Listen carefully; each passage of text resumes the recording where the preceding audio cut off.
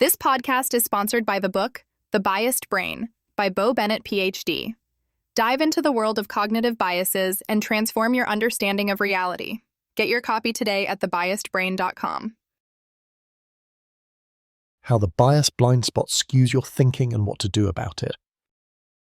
Discover why we fail to see our own biases and how understanding cognitive biases can improve decision-making and critical thinking in everyday life. The bias blind spot, why we can't see our own biases. You know what's wild about the human brain? It's incredibly smart yet kind of tricky when it comes to how we perceive ourselves, especially when it comes to biases. Have you ever caught yourself saying, yeah, other people are biased, but I'm fair and objective? If so, you're not alone. This is a classic example of what psychologists call the bias blind spot. It's basically our tendency to see bias everywhere except in our own thinking. So let me break it down for you in a way that's easy to relate to. Imagine you're scrolling through social media and you see a heated comment thread about some controversial topic. You might think, oh wow, those folks are totally biased. But then, hours later, you get into a conversation and realize, wait, I kind of ignored some facts that didn't fit my side. That's a small-scale example of the bias blind spot at work. But why does our brain do this? Well, it's all about human cognition and how it protects our sense of identity and self-esteem. Admitting bias means admitting you might be wrong or unfair, and who likes that? So our biased brain tends to push that uncomfortable truth into the background, making us think we're the exception rather than the rule. Here's something fascinating. When you're involved in a disagreement, you might catch the other person in lapses of logic, spotting their cognitive biases, but you won't recognize your own. This distortion is not just frustrating, it's a fundamental challenge in bias in decision-making.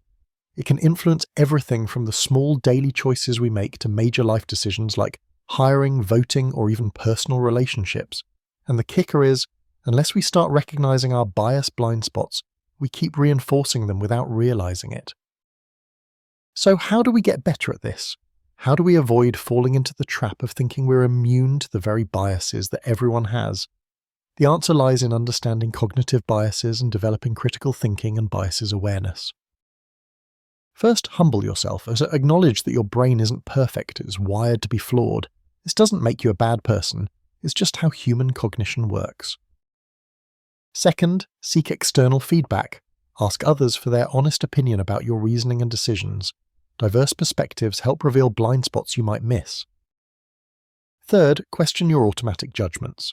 When you catch yourself making quick decisions or snap judgments, pause and ask, am I considering all sides here? Fourth, educate yourself. Spend time learning about the different cognitive biases that exist. The more you know, the better you can spot them in action. One resource I highly recommend is The Biased Brain by Bo Bennett, PhD. This book does a fantastic job explaining how our minds work when it comes to bias, and it's written in a way that's both accessible and engaging. It really helped me get a better grip on why our brains act the way they do, and how we can make smarter decisions by understanding these mental quirks. At the end of the day, becoming aware of your own bias blind spot is a huge step toward improving your critical thinking skills.